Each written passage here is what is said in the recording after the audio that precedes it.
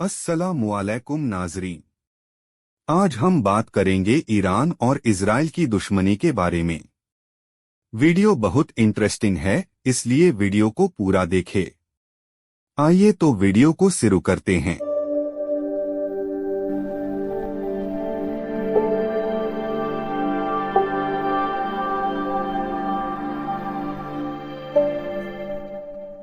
कभी इजराइल का दोस्त था ईरान, जानिए कैसे बना दुश्मन और क्या है हमास से कनेक्शन। इजराइल और ईरान कभी दोस्त थे, लेकिन अब एक दूसरे के दुश्मन हैं। ईरान और इजराइल में कभी बहुत गहरी दोस्ती थी। ईरान से तेल खरीदने में इजराइल अव्वल था, पर यह कुछ बरस ही चला। ईरानी विद्रोह के बाद जैसे ही वहां के शासक शाह रजा पहलवी ने गद्दी छोड़ी और शिया नेता अयातुल्ला खुमैनी ईरान के प्रमुख बने, सब खत्म हो गया। ईरान के नए राष्ट्र प्रमुख ने इसे पूर्ण रूप से इस्लामिक राष्ट्र घोषित कर दिया और अमेरिका से दूरी बना ली। इजराइल से रिश्ते को तोड़ने में कहीं न कहीं उसकी अमेरिका से दोस्ती भी एक प्रमुख कारण रही। ईरान की नफरत इस हद तक दिखी कि सत्ता संभालते ही उसने उसी भवन में फिलिस्तीन का दूतावास खोल दिया, जिसमें इजराइल का दूतावास हुआ करता था। इसका उद्घाटन करने के लिए फिलिस्तीनी मुक्ति संगठन के प्रमुख यासर अराफात आनन-फानन ईरान पहुंच गए। कहने की जरूरत नहीं है कि इजरायली दूतावास खत्म कर दिया गया। दूतावास में तैनात करीब 3 दर्जन अधिकारी कर्मचारी ईरान में छिपकर जान बचाते रहे। अमेरिकी हस्तक्षेप के बाद उन्हें किसी तरह से ईरान से सुरक्षित बाहर निकाला जा सका।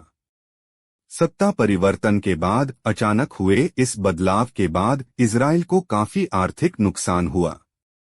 ऐसे में मन ही मन उसने भी ईरान से खुन्नस रखनी शुरू कर दी। ईरान के नए शासक और उनके सहयोगियों को लगता है कि इजराइल, अमेरिका और उनके मित्र देश मुसलमानों के सबसे बड़े दुश्मन हैं। वे अन्याय करते हैं, ईरान की सुरक्षा के लिए खतरा हैं।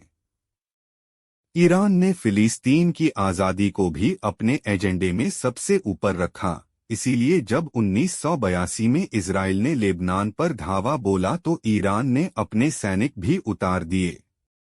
उधर सत्ता परिवर्तन के साथ ही ईरान ने चरमपंथी समूहों की मदद शुरू कर दी, जो इजराइल के खिलाफ काम कर रहे थे। हमास, हिजबुल्लाह जैसे चरमपंथी संगठनों को ट्रेनिंग, पैसा, हथियार से लगातार मदद के बारे में इजराइल कहता रहता है।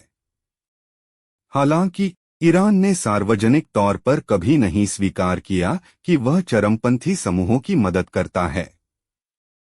लेकिन दुनिया भर की खुफिया एजेंसियां इस सच को जानती हैं।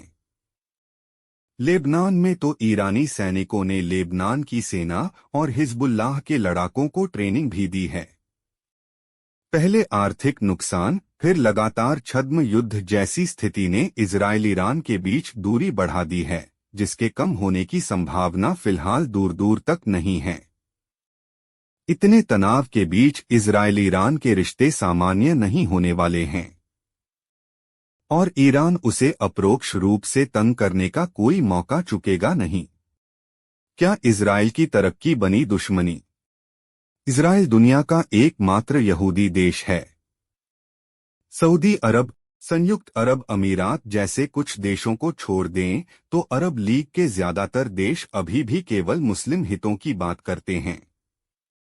वे आज भी ग्लोबल विलेज का हिस्सा बनने को तैयार नहीं हैं। ज्यादातर देशों में गरीबी है, बेरोजगारी है, महिलाओं के साथ बदसलूकी है, अशिक्षा है। उन्हें यह सब मंजूर है, लेकिन रूढ़िवादी रवैया छोड़ने को तैयार नहीं हैं। उन्हीं के बीच, उन्हीं के सामने पैदा हुआ देश इजराइल तरक्की के मामले में काफी आगे निकल गया है।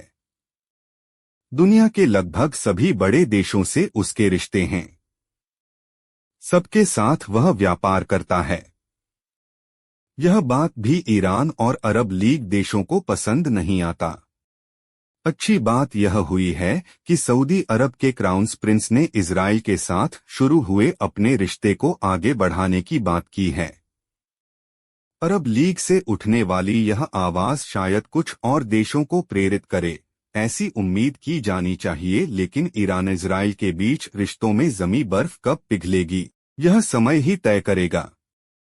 क्योंकि ईरान कोई समझौता करने को तैयार नहीं है और इजराइल को यह पता है कि उसके खिलाफ ईरान से कैसी कैसी साजिशें चल रही हैं। अगर वीडियो पसंद आई तो वीडियो को लाइक शेयर जरूर करें और हमारे चैनल रिजवान रजा को सब्सक्राइब करना ना भूलें। अस्सलामुअलैकुम।